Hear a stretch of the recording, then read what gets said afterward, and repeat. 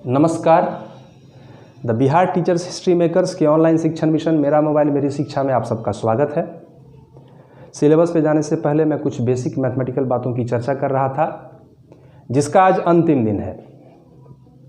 आज के बाद मैं सिलेबस पे चला जाऊंगा। आज हम कुछ ऐसी बातों का चर्चा करेंगे जिसका प्रयोग मुझे लगता है कि हर एक डिपार्टमेंट की भी बात छोड़ दीजिए, बल्कि हर एक सवाल में होता है। आइए शुरू करते हैं। सबसे पहले हम लोग देखते हैं समीकरण के बारे में, या समीकरण क्या होता है। एक एग्जाम्पल के थ्रू देखते हैं। जैसे हमने एक समीकरण लिखा है 2x + 3 = 13। ये क्या है? एक तरह का संबंध है। ये संबंध कह रहा है कि x को अगर हम 2 से मल्टीप्लाई करें और उसमें अगर हम 3 जोड़ दें तो वो 13 के बराबर होता है। यानी कि 13 और 2x + 3 के बीच ये एक तरह के संबंध को दिखाता है। अब गौर करने वाली बात यह है कि क्या ये संबंध x के बारे में तो अभी हमको पता नहीं है, x के हर एक मान के लिए सही है, संतुष्ट है। देखते हैं। अगर हम x = 1 रखते हैं, x की जगह पे 1 रखते हैं, तो क्या 2x + 3 13 के बराबर है? नहीं है। अगर x का मान 1 रखते हैं तो 2x + 3 का वैल्यू 5 आता है, जो कि 13 के बराबर नहीं है। x = अगर हम 2 रखते हैं, x को अगर हम 2 मान लेते हैं तो 2x + 3 का वैल्यू 7 हो जाएगा, जो कि 13 के बराबर नहीं है। यानी कि x बराबर 1 के लिए ये संतुष्ट नहीं है। संतुष्ट होने का मतलब LHS और RHS बराबर हो जाना। यानी कि ये ऐसा संबंध है जो x बराबर 1 के लिए सही नहीं है या संतुष्ट नहीं है, x बराबर 2 के लिए भी सही नहीं है या संतुष्ट नहीं है, x बराबर 3 के लिए भी सही नहीं है या संतुष्ट नहीं है। ये सही है x बराबर 5 के लिए। आप रख के देख सकते हैं कि x = अगर हम 5 रखते हैं तो 2x + 3 का वैल्यू 13 के बराबर हो जाएगा। यानी कि ये संबंध सही तब होता है जब x का मान 5 होता है।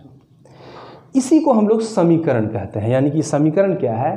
तो चर और अचर के बीच ऐसा संबंध जो चर के हर एक मान के लिए संतुष्ट नहीं हो, बल्कि कुछ खास मानों के लिए संतुष्ट हो। जैसे हम यहाँ देख रहे हैं कि ये संबंध x बराबर 1 2 3 4 इत्यादि के लिए सही नहीं है, बल्कि एक मान के लिए सही है। x का मान जब हम 5 रखते हैं, सिर्फ उसी के लिए ये सही है, तो इसको हम लोग समीकरण कहते हैं। सवाल बनाने के दरमियान हम इसकी चर्चा मैं उस समय आपको बता दूंगा। हर एक सवाल में लगभग मुझे लगता है मैं करता हूं, या कोई भी टीचर करता होगा। अब सवाल ये उठता है कि 2x + 3 = 13, x बराबर 5 के लिए सही है या संतुष्ट है? तो चर के जिस मान के लिए समीकरण संतुष्ट होता है उसको समीकरण का हल कहते हैं। जैसे x बराबर 5 के लिए सही है तो x बराबर जो 5 हुआ यही इसका हल होता है। अब सवाल ये उठता है कि क्या 2x + 3 = 13 को अगर हमको सॉल्व करना है, समीकरण को सॉल्व करने का मतलब चर का वह मान निकालना जिसके लिए समीकरण संतुष्ट होता है, तो क्या ये सही है कि इसको अगर हमको सॉल्व करना है तो हम एक एक वैल्यू पुट करके x का मान निकालें? ये संभव नहीं है। इसके लिए हम लोग क्या करते हैं? दूसरे रूल का प्रयोग करते हैं। यानी कि उसमें हम बताएंगे कि जब किसी चीज़ को बराबर के उस तरफ ले जाते हैं तो उसमें क्या चेंजिंग होता है। अब अगर इसको हमको बनाना होगा तो उसके लिए हम क्या करेंगे? सारे चीज़ों को, चर को एक तरफ रखेंगे और बाकी को हम दूसरे तरफ ले जाएंगे और तब हम चर का मान निकालेंगे। उसके लिए जो रूल है वो है, यहाँ हमने लिख दिया है। दूसरे टॉपिक में हमने इसकी चर्चा की है कि अगर हम प्लस को बराबर को उधर रखते हैं तो माइनस होता है, एंड वाइस वर्सा। इसका मतलब प्लस को बराबर ले जाएंगे उधर तो माइनस होगा, और माइनस को ले जाएंगे उधर तो प्लस होगा।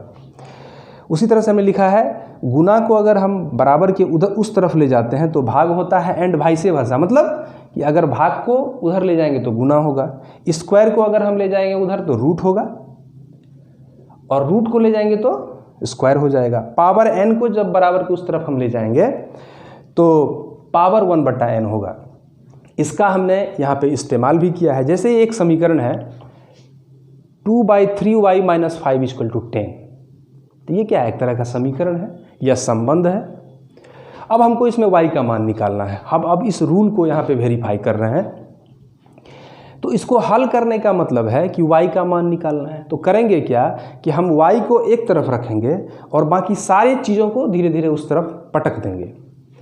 जैसे अब हमको y का मान निकालना है, मान निकालना है, तो सबसे पहले हमने 5 को उधर किया, तो 5 को जब हमने उधर किया तो 5 इधर माइनस में है, उधर आएगा तो प्लस में होगा, जिसकी चर्चा हमने अभी जस्ट की है। अब हमको 2/3 को उधर करना है, तो हम देख रहे हैं कि 2 y के साथ मल्टीप्लिकेशन में है और 3 डिवीजन में है, तो जब हम उसको उधर पटकेंगे तो क्या हो जाएगा, 3 जो कि डिवीजन में था ऊपर चला गया, मल्टीप्लिकेशन में आ गया, और 2 जो कि मल्टीप्लिकेशन में था बराबर के उधर आया तो डिवीजन में आ गया। एक और एग्जांपल के थ्रू हम लोग देखते हैं, 2x² + 14 = 50।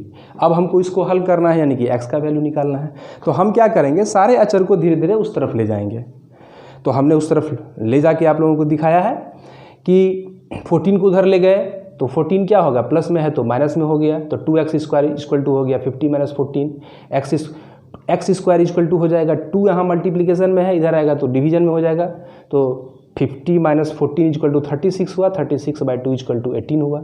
अब हमको x का वैल्यू निकालना है, अल्टीमेटली x का वैल्यू निकालना है, स्क्वायर को उधर हम ले जाएंगे तो x² 9 आया है, x क्या होगा, √9, यानी कि स्क्वायर जब बराबर को उधर कूदा तो रूट हो गया। तो सवाल बनाने के दरमियान हम बराबर इन चीज़ों की चर्चा करते हैं। मुझे लगता है तो ये दोनों टॉपिक तो हर एक सवाल में आता है, और कुछ हम डायलॉग डिलीवर करते हैं, जैसे 2x + 3 = 13, ये एक संबंध है, हमको इसमें इसका x का मान निकालना है, तो हम तो इसी संबंध से निकाल लिए। लेकिन दूसरा एग्जाम्पल हम देखते हैं, x + y = 10 है अगर मान लीजिए, अब हमको x और y का वैल्यू निकालना है। कैसे निकालेंगे, बिल्कुल कुछ नहीं कर सकते हैं, जब तक x और y में एक का मान पता नहीं रहेगा दूसरे का मान पता नहीं कर सकते। यानी कि किसी संबंध में अगर एक चीज़ अज्ञात हो, जैसे इसमें एक चीज़ अज्ञात है तो हम उसको खींच के निकाल लेते हैं बराबर के उधर हर चीज़ को करके। लेकिन अगर 2 चीज़ अज्ञात हो तो उसमें से एक चीज़ मालूम रहेगा तभी दूसरा चीज़ निकलेगा। अगर 3 चीज़ अज्ञात हो, अननोन हो, वेरिएबल हो, 3 वेरिएबल हो, तो हमको क्या होना चाहिए, 3 में 2 पता होना चाहिए। अगर 4 चीज़ अननोन हो तो 4 में 3 पता होना चाहिए, तभी हम चौथा निकाल सकते हैं।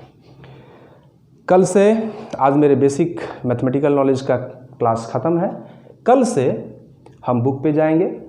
धन्यवाद।